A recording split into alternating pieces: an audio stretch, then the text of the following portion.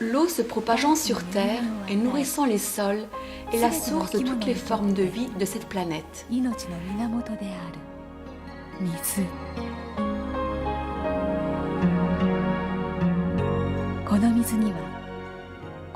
Mais il reste une facette de l'eau inexpliquée jusqu'à présent.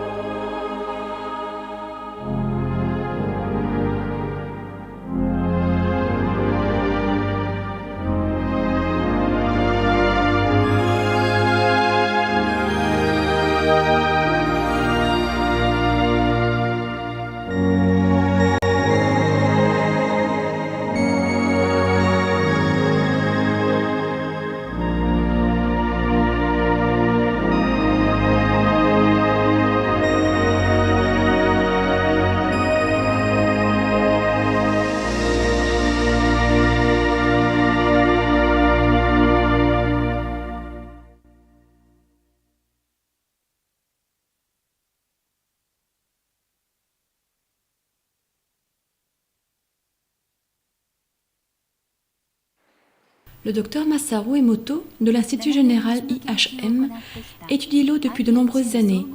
Grâce à ses recherches, il a fait émerger une méthode innovante pour saisir la physionomie de l'eau. Il a publié des collections de photos basées sur ses travaux intitulés « Messages de l'eau ».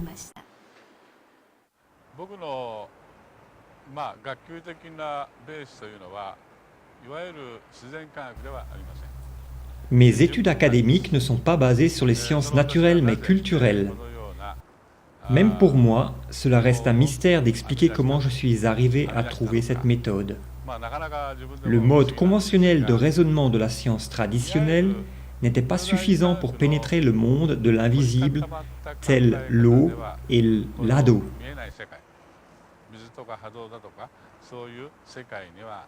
Moi, un novice, je m'y suis attaqué, mon absence de crainte m'ayant permis d'y plonger.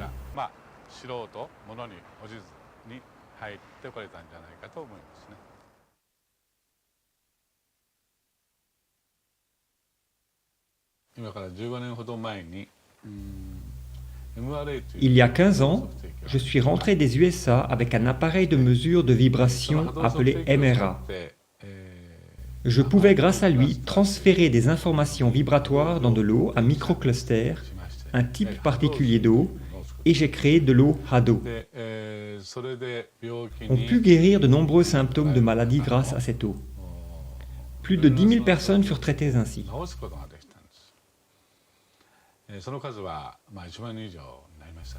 Le concept de l'eau pouvant guérir à elle seule fut dur à accepter par beaucoup de gens, en particulier les médecins.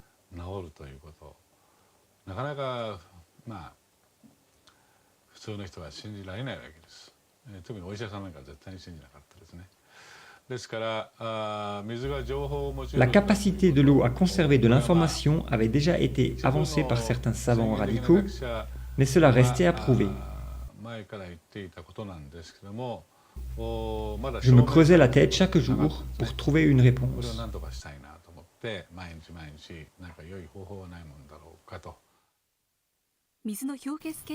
C'est grâce à ce livre que le docteur Emoto s'intéressa à l'étude des cristaux d'eau gelée. J'y ai appris qu'il n'y a pas deux flocons de neige identiques.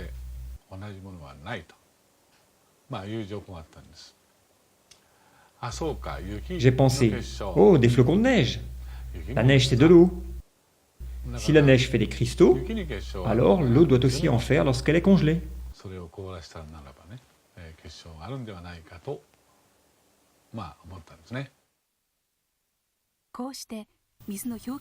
C'est ainsi que débuta l'étude des cristaux d'eau congelée, sans néanmoins obtenir de succès instantané.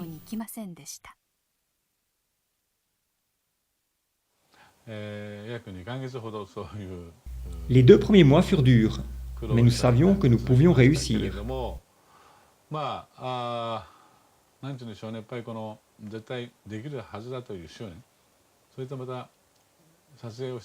J'ai persévéré avec M. Ishibashi, qui a pris les photos actuelles. Finalement, environ 60 jours plus tard, nous obtîmes notre première photo réussie. J'étais tellement ému, J'ai versé des larmes de joie.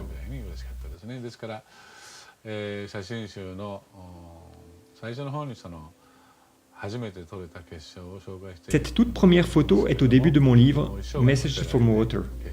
Je n'oublierai jamais ce cristal.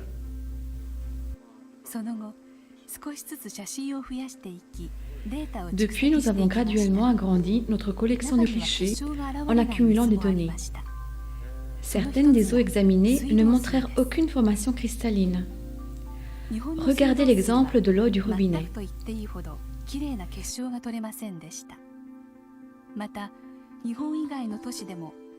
D'après ce que l'on a pu observer, les beaux cristaux étaient rares à partir de l'eau du robinet des villes japonaises. C'est aussi le cas pour l'eau de certaines villes étrangères.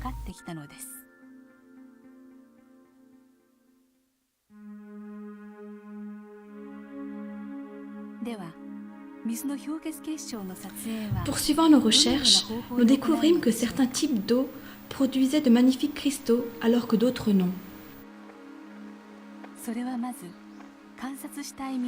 Comment sont photographiés les cristaux d'eau congelée?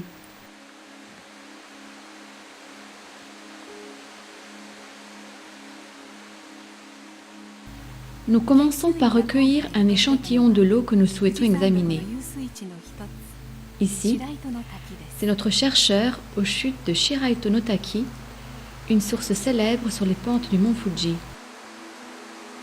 L'énorme quantité de pluie tombant sur le mont Fuji s'infiltre dans la montagne pour en ressortir 20 ans plus tard. Ici, aux sources de Shiraito no Taki, où ces cascades débitent plus de 100 000 m3 par jour.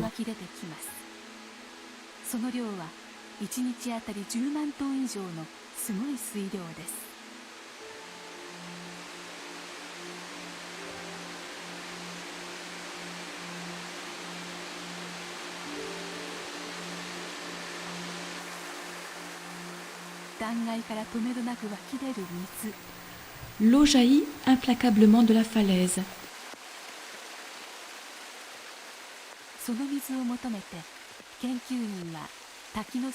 Notre chercheur s'approche du pied de la cascade et remplit un flacon d'eau fraîche.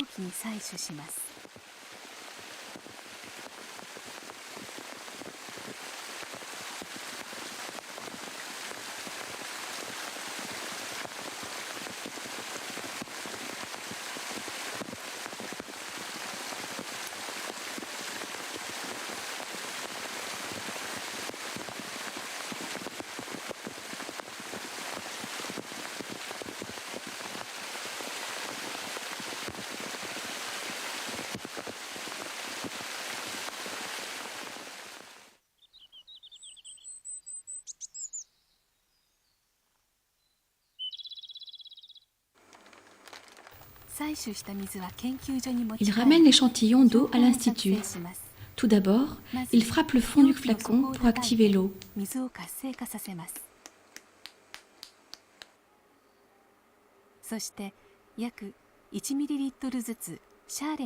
Puis, il la répartit en gouttes de 1 ml dans chaque boîte de pétri.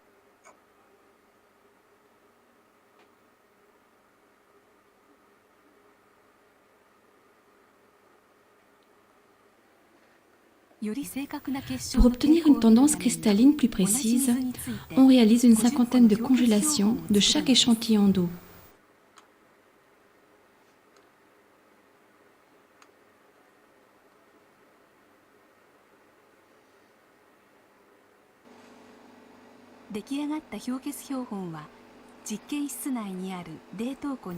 Les boîtes de pétri sont mises au congélateur à moins 25 degrés dans le laboratoire. Les cristaux sont alors examinés à l'intérieur de notre laboratoire où est maintenue une température constante de moins 5 degrés.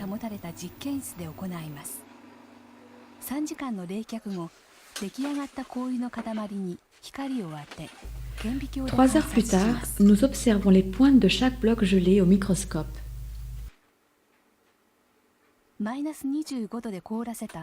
Sous l'effet de l'éclairage, le cristal se met à croître et à s'étendre lorsque sa température augmente.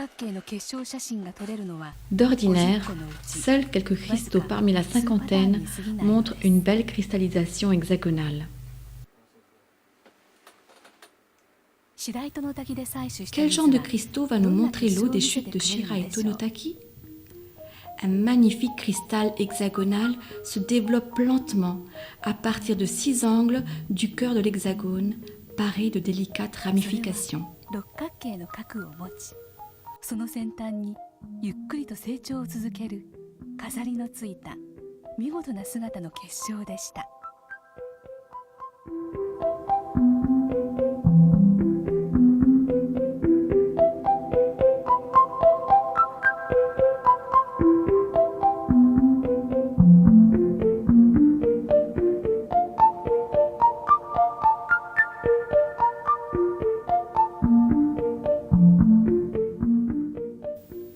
En un court instant, notre examinateur repère un scintillement et le photographie.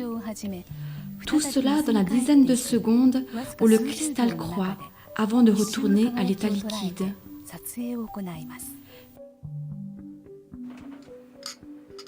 Une vue de côté révèle une protubérance au sommet.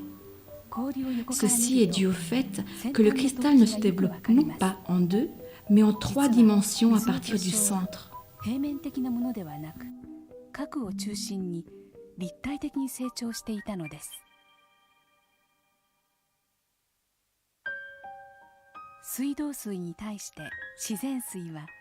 Contrairement à l'eau du robinet, l'eau de source produit une variété de magnifiques structures cristallines, captivantes pour nos yeux. C'est l'eau qui nous révèle un autre aspect d'elle-même.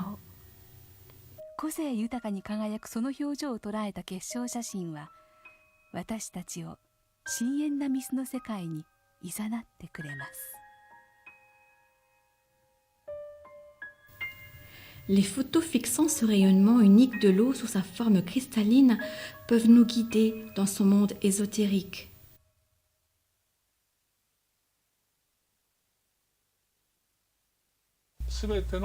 Tout ce qui existe vibre. La science ne peut nier cela.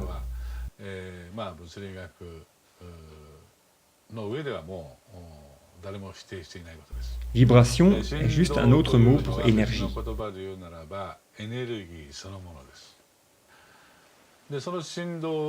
Alors, comment se transmettent les vibrations?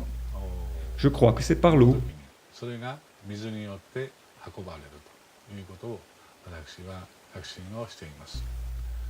Les cristaux hexagonaux représentent la force de vie de Mère Nature.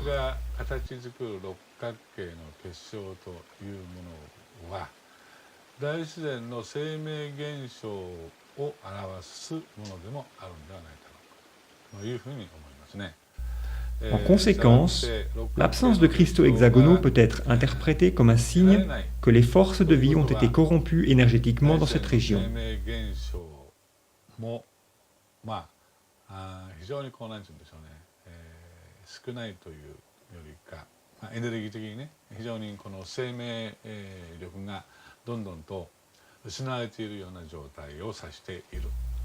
C'est une des choses que nous avons apprises durant les 8 années passées.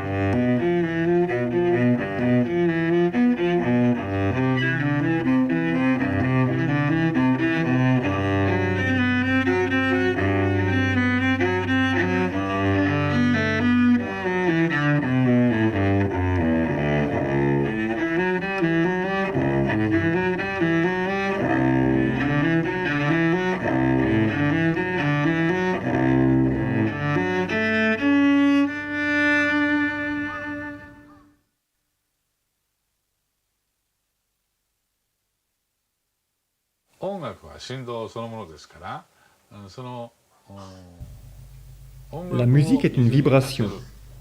Si nous exposons de l'eau à de la musique, sa structure cristalline changera. Connaissant les principes fondamentaux, cela ne doit pas surprendre. 水に音楽を聴かせることによってその結晶はどのように変化するのでしょうか。一定の条件で実験を行うため Comment est-ce que le cristal change lorsqu'on expose de l'eau à de la musique?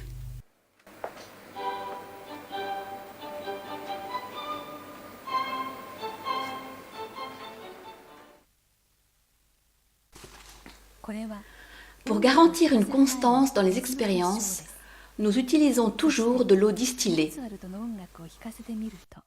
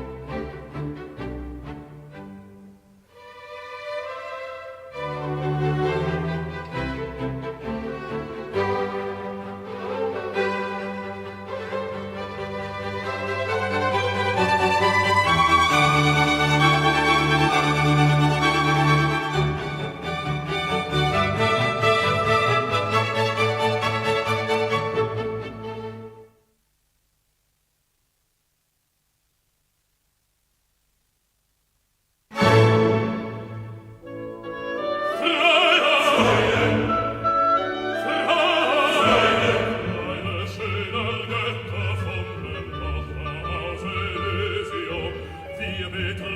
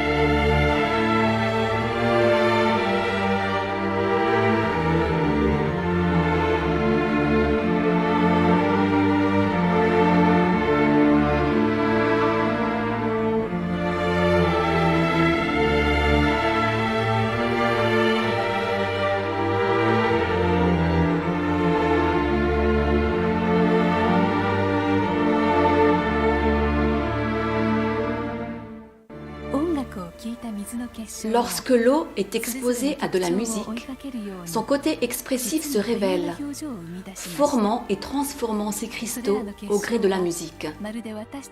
C'est comme si le cristal était le reflet de nos propres émotions.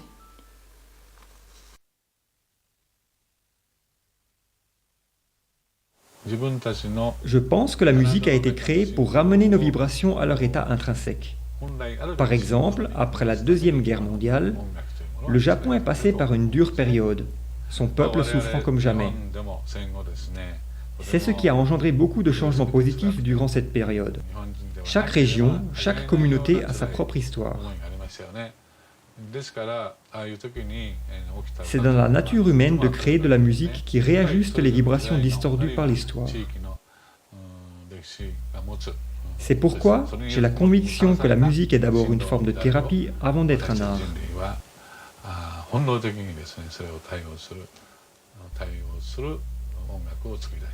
J'ai conseillé beaucoup de gens malades, 15 000 environ, en utilisant un appareil à Hado appelé MRA.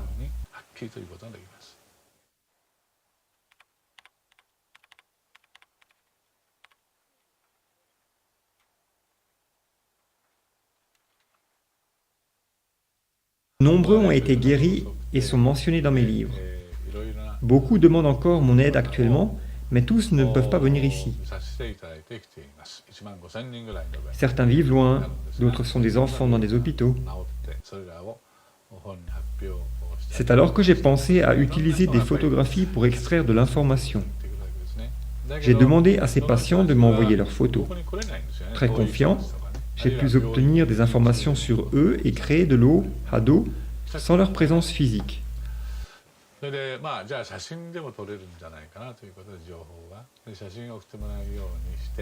Ceci a aidé à guérir beaucoup de gens. Parfois, pourtant, je ne peux même pas obtenir de photos, comme dans la plupart des cas urgents. Mais je continue à vouloir traiter cet enfant ou cette personne.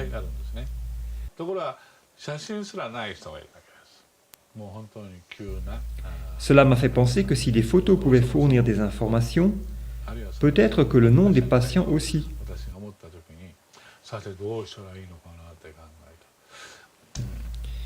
J'ai mesuré l'ADO à partir du nom d'un patient et ai constaté que cela fonctionnait.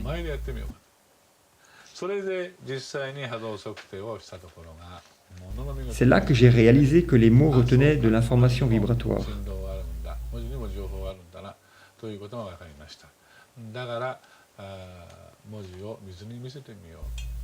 J'ai alors essayé de soumettre l'eau à des mots écrits. Je pensais que l'eau pouvait avoir la capacité de sentir les vibrations et nous donner des réponses. Le premier mot que nous avons testé avec l'eau fut arigato, merci en japonais. Il en résulta la formation d'une magnifique structure cristalline. A l'inverse, voici ce qui arrive lorsque l'on expose des mots négatifs à l'eau tels qu'idiot, dans ce cas,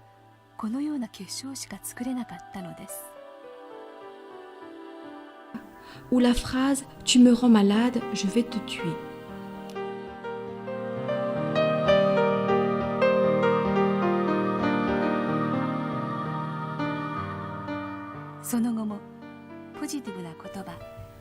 De beaux mots se manifestant par de beaux cristaux.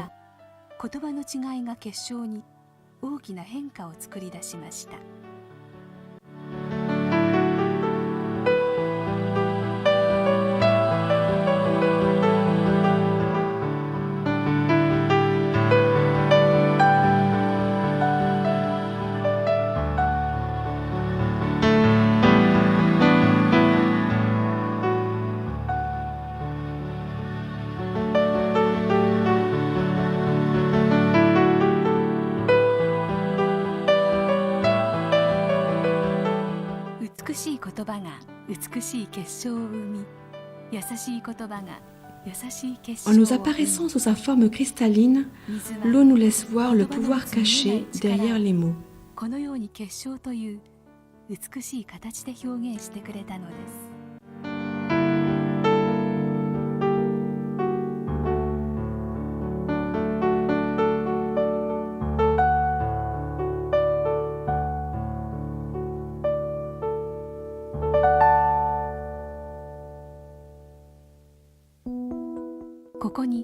Voici une autre expérience caractérisant le pouvoir mystique des mots. Inspirés par nos expériences précédentes, une maman et son fils Kim voulurent les refaire eux-mêmes. Ils placèrent du riz cuit dans 2 pots de verre. Chaque jour, il dit merci à l'un et idiot à l'autre. Le fils qui allait à l'école élémentaire poursuivit l'expérience pendant 1 mois. À la fin, le riz à qui on avait dit merci dégageait une bonne odeur agréable, comme du riz maltais. L'autre, qui avait été traité d'idiot, dégageait une odeur de pourri et avait noirci.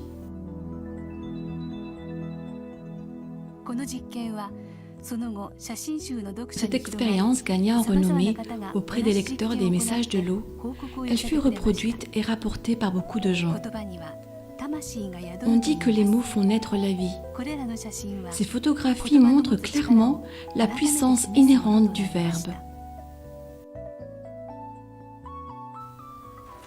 Par la suite, nous menâmes une autre expérience qui consistait à projeter nos pensées à l'eau et tester les effets des formes et des mots.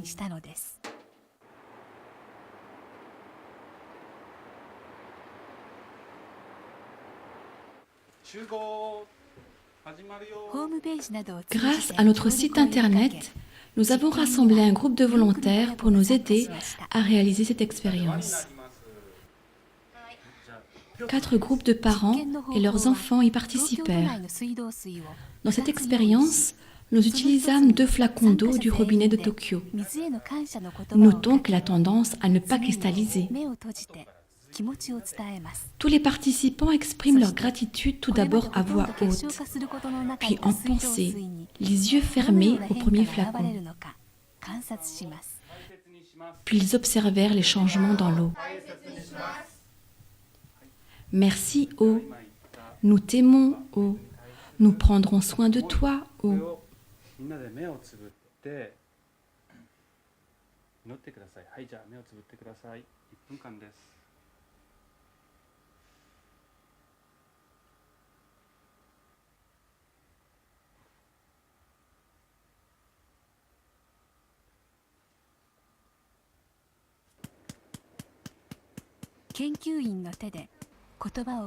Le chercheur transfère ensuite cette eau dans les boîtes de pétri.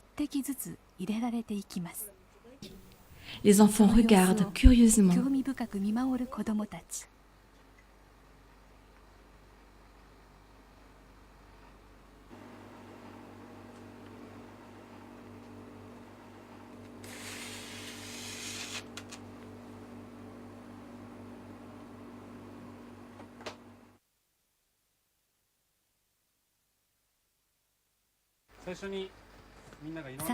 Trois heures plus tard, l'eau congelée est prête pour l'observation.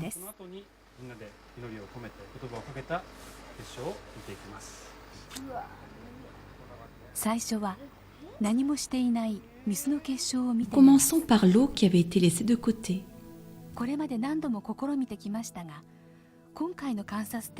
Comme tellement souvent lors des fois précédentes, nous observâmes une fois de plus une totale absence de beaux cristaux dans l'eau de Tokyo.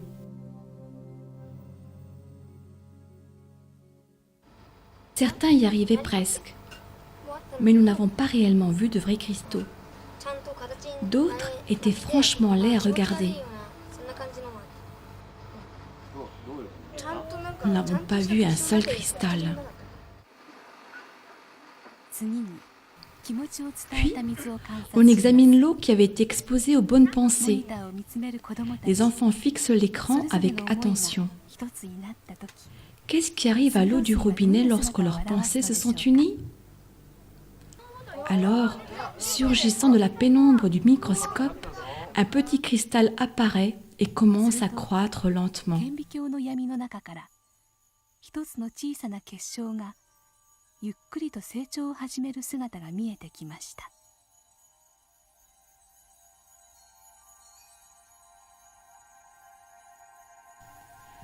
Un grossissement plus fort révèle l'émergence soudaine d'un cristal unique, clair et simple, comme pour incarner la pensée des gens qui s'étaient rassemblés.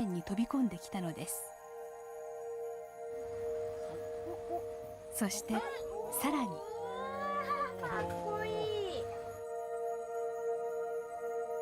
水道水は En réponse aux paroles et pensées des participants, l'eau du robinet de Tokyo produit un magnifique cristal équilibré.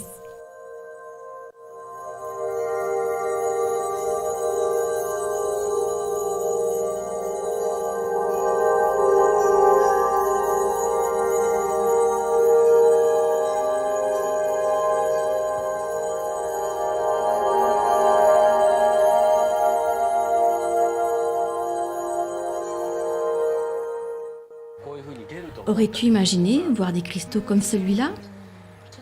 Non, je ne pensais pas. Comment t'es-tu senti quand tu as vu le cristal? C'était fascinant. J'étais un peu sceptique quant au résultat. Que nos pensées puissent affecter l'eau. Mais maintenant que j'ai vu, je sais que c'est vrai.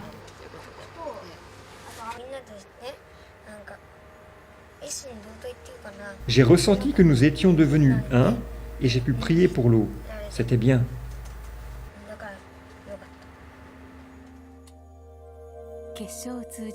De par la cristallisation, l'eau nous dit qu'elle peut agir comme un miroir pouvant réfléchir nos pensées. L'eau a la capacité de nous montrer ce que nous ne pouvons pas voir. La même eau coule dans notre corps et nourrit toute vie sur Terre.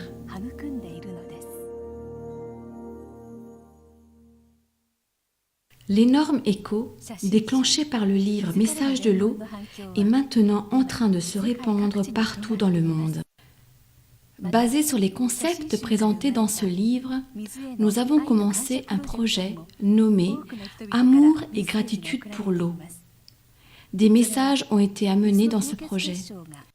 Cette éclatante réponse est sans aucun doute le signe que les cristaux d'eau gelée sont porteurs d'un message universel.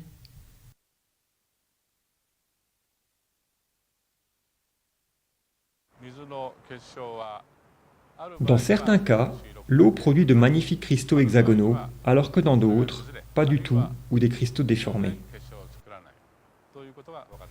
Qu'essaye de nous dire l'eau par la cristallisation?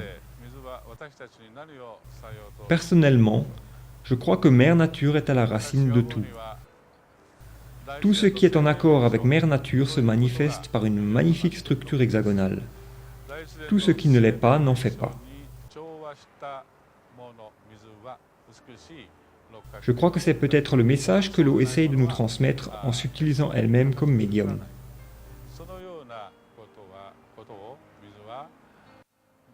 Il est important pour l'eau autour de nous de ne produire que de beaux cristaux hexagonaux.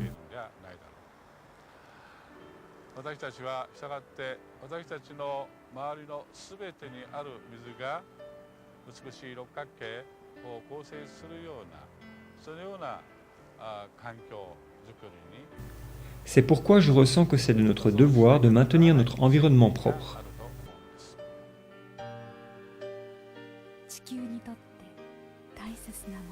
Les cristaux nous disent ce qui est important pour notre planète et ses habitants. C'est le message que nous pouvons utiliser pour nous projeter en avant lorsque nous commençons à contempler le futur.